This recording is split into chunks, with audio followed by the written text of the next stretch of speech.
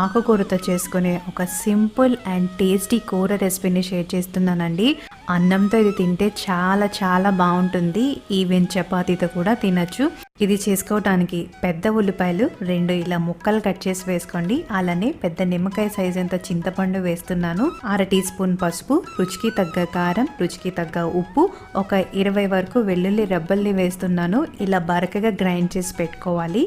ఇప్పుడు కడాయిలో 2 టేబుల్ స్పూన్ల నూనె వేసి వేడయ్యాక 1/2 టీ స్పూన్ ఆవాలు, 1/2 టీ స్పూన్ జీలకర్ర వేసి ఇవి కాస్త చిట్పటలాడాక 1 టీ స్పూన్ శనగపప్పు వేసి ఇవి కూడా వేగిన తర్వాత ముందుగా గ్రైండ్ చేసి పెట్టిన పేస్ట్ అంతా వేసేయాలి. ఈ పేస్ట్ పచ్చివాసన పోయేంత వరకు వేయించాలి. ఇప్పుడు సన్నగా కట్ చేసిన 3 పచ్చిమిరపకాయ ముక్కలు, ఒక పెద్ద కట్ట పాలకూరని వేస్తున్నానండి. మీరు పాలకూర కాకుండా వేరే ఆకుకూర కూడా వాడచ్చు. మధ్య మధ్యలో కలుపుతూ ఉండండి. ఇలా చక్కగా ఉడికిన తర్వాత దించే